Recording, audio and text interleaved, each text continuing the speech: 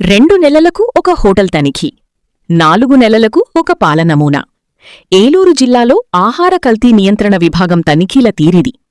రాజమహేంద్రవరంలో ఇటీవల పాల కల్తీ కారణంగా ఎంతోమంది చనిపోయారు. ఆ ఘటనతో అయినా కదలిక రాలేదు. జిల్లా కేంద్రం ఏలూరులో ఎక్కడ చూసినా రహదారి పక్కనే పాల ప్యాకెట్లు, విడిగా పాల విక్రయాలు జరుగుతున్నాయి. వాటి నాణ్యత ఏపాటిదో అధికారులకే తెలియాలి.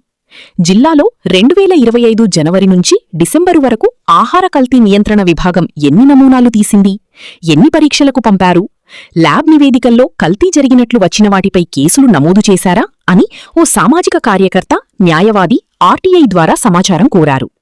125 నమూనాలు సేకరించి ల్యాబ్కు పంపామని అధికారులు సమాధానమిచ్చారు. పిల్లల నుంచి పెద్దల వరకు పాలు తాగుతారు. గతేడాది 3 శాంపిళ్లు తీయడం చూస్తుంటే ప్రజారోగ్యం పట్ల అధికారులకున్న చిత్తశుద్ధిని తెలియజేస్తోంది. తేనెలో చాలా వరకు బెల్లం పాకం కలుపుతారు.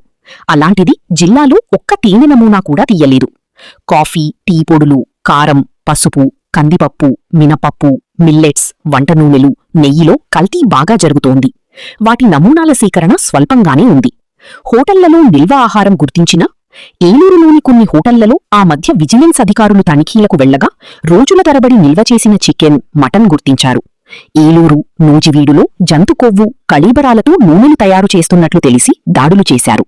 ఇంత విచ్చలవిడిగా కల్తీలు జరుగుతుంటే యంత్రాంగానికి ఇవేమీ పట్టడం లేదు. వ్యాపారుల నుంచి నెల, వార్షిక మామూళ్లు పుచ్చుకుని తనిఖీల జోలికి వెళ్లడం లేదని ఆరోపణలున్నాయి. ఏలూరు ఫుడ్ ఇన్స్పెక్టర్ రామరాజు మాట్లాడుతూ, పాలు, వంట నూనె, చికెన్ పకోడీకి సంబంధించి 4 కేసుల్లో కల్తీ జరిగాయని ల్యాబ్ నివేదికలు రావాల్సి ఉందన్నారు.